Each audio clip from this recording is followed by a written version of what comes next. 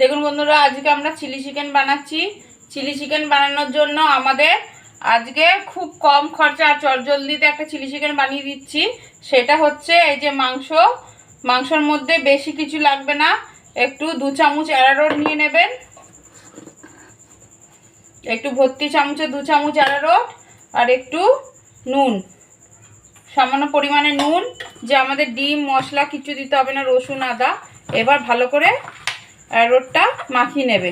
যদি মনে হয় যে এর মধ্যে আরেকটুখানি আমাদের অ্যারারোট দিলে ভালো হতো তাহলে দেবেন, আর না দরকার পড়লে দেবেন না। এবার ভালো করে মাখিয়ে নিই। এই যে আমাদের মাখানোটা হয়ে গেছে অ্যারারোটটা, এবার আমি সাইডে রেখে দেবো।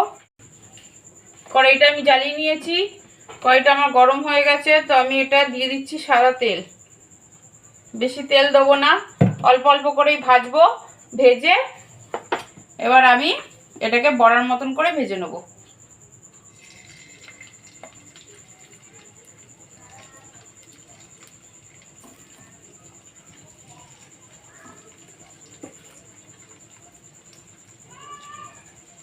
সাজিয়ে নিয়ে ভেজে নেব।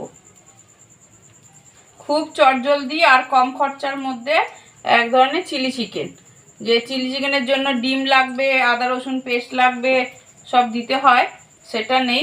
সেই ক্যাপসিকাম পেঁয়াজ আমি কিছুই দেবো না আজকে। খুব চটজলদিতে একটা রেসিপি আপনাদের সাথে শেয়ার করছি। গ্যাসের টেস্ট একটুখানি তেজ করেই রাখবেন যাতে তাড়াতাড়ি পকোড়াগুলো হয়ে যাবে। এবার আমি লাল লাল করে এপিট ওপিট ভেজে নেব। আমাদের এই পকোড়াটা এই যে ভাজা ভাজা হয়ে গেছে, এবার আমি তুলে নেব।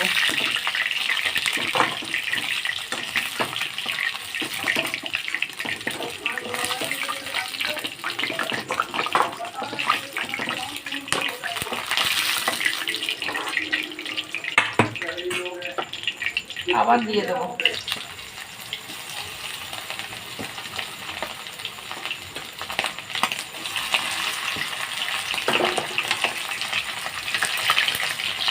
এটা পুরো দোকানের মতনের পকোড়া, যেমনি দোকানওয়ালারা ভেজে দেয়, চাউমিন দোকানওয়ালারা, সেই ধরনের আমাদের চিলি চিকেন।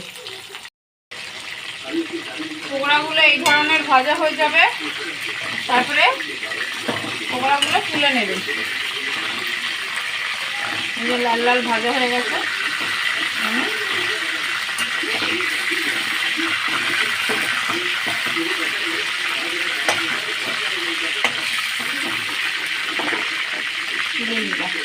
একটু তেলটা কমিয়ে এবার আমরা এই যে কড়াইতে তেল আছে, তেলটা আমি কমিয়ে নিয়েছি। দিয়ে দেবো একটু রসুন কুচি। যেহেতু একটু চিলি চিকেন, একটু রসুন কুচি না দিলে ভালো লাগবে না। রসুনটা একটু ভেজে নেবো লাল লাল করে। এর মধ্যে বন্ধুরা কিছুই দিতে হবে না, এমন কিছু আপনাদের ঘরে যা থাকবে সেটা দিয়ে আপনি এই পকোড়াটা, চিলি চিকেন বলতে পারেন, পকোড়া ফ্রাই বলতে পারেন, যেমনি হোক আপনারা রুটির সাথে করে খাবেন, দেখবেন খুব ভালো লাগবে। আমি এমনি করেই খাই, সবসময় তো চিলি চিকেনের মতন বানানো যায় না।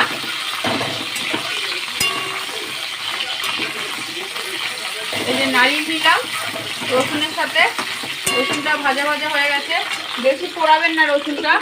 এবার দিয়ে দেবেন একটু টমেটো সস। আমার ঘরে টমেটো সস আনা থাকে, আমি এটা প্রায় বড় চামচের 3 চামচের মতন টমেটো সস দিলাম। আর একটা দেবেন টমেটো চিলি সস দেবেন।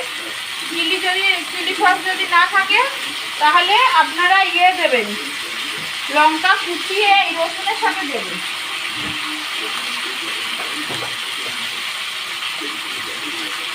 যদি টমেটো না থাকে, এই চিলি সসটা না থাকে, তাহলে রসুনটা কুচিয়ে টমেটোর সাথে একবারে যখন রসুনটা ফোড়ন দেবেন তখন কুচানো লঙ্কাটাও সাথে দিয়ে দেবেন। দিয়ে এবার নেড়ে নেবে।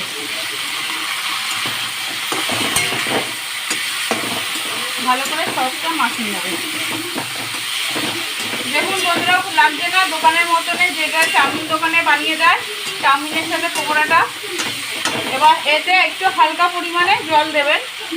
যাতে একটু ভাজা ভাজা হলো, একটু লেগে যায় সসটা গায়ে।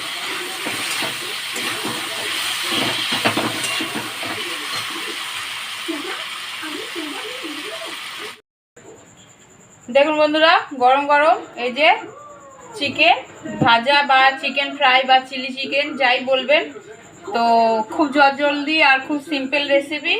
তো ভালো লাগলে শেয়ার, কমেন্ট, লাইক অবশ্যই করবেন। ধন্যবাদ।